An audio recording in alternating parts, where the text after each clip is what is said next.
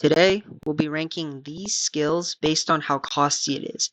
And what I mean by that is the resources it needs for you to start the skill.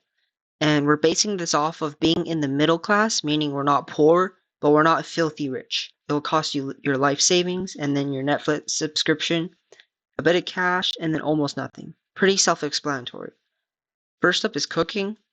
I would say a Netflix subscription. The reason I would put it in Netflix subscription is because you obviously have to purchase your food every month. And then from there, then you could just learn the skill to cook. There's tons of tutorials on the internet, so it's not too costly.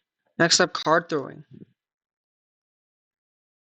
Almost nothing. I was gonna put it in a bit of cash since you have to purchase a deck of cards, but I feel so a deck of cards is very common in many people's houses. Like almost everyone owns one. That's what I'm assuming. So I would say almost nothing. But if not, then just go purchase one. It's like $5 at most for a standard. Just boxing. Some may argue life savings, but I was gonna say Netflix subscription because you only have to pay to learn martial arts, right? I don't do martial arts. I'm assuming you pay monthly or yearly, something like that. But chess, you could just learn it for free. There's tons of tutorials on the internet. Next up, video editing or just editing. Almost nothing.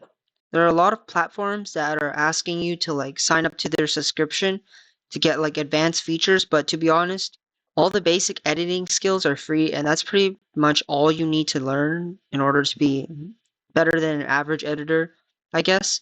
But the paid platforms are just more for like very advanced and specific edits, I guess. But I would say almost nothing if you want to start out. Next up, freestyle football. A bit of cash. I guess football is really popular, but I don't think everybody owns a football. This is more of just a guy's thing, I think, maybe. But I would say a bit of cash, just go get a football. I'm not sure if a football is very common in someone's houses, so I would say a bit of cash. Next up, this is game development. I don't know too much about this. I would say almost nothing. I think it's similar to coding. You can learn for free. But to be safe, I'll put it in a Netflix subscription. I'm just taking a guess that you'll have to pay monthly in order for you to learn the skills of game development off some sort of website or platform. But that's just my guess. If I'm completely wrong and you don't need to do that, then just put it in almost nothing. Next up, realistic drawing. Almost nothing, right? All you need is a pencil and a piece of paper, and then you're all set. You can start learning from there. Woodworking. I don't know if people would call it a hobby, but I just know it's very expensive. You have to buy all the woods or chop down your own trees.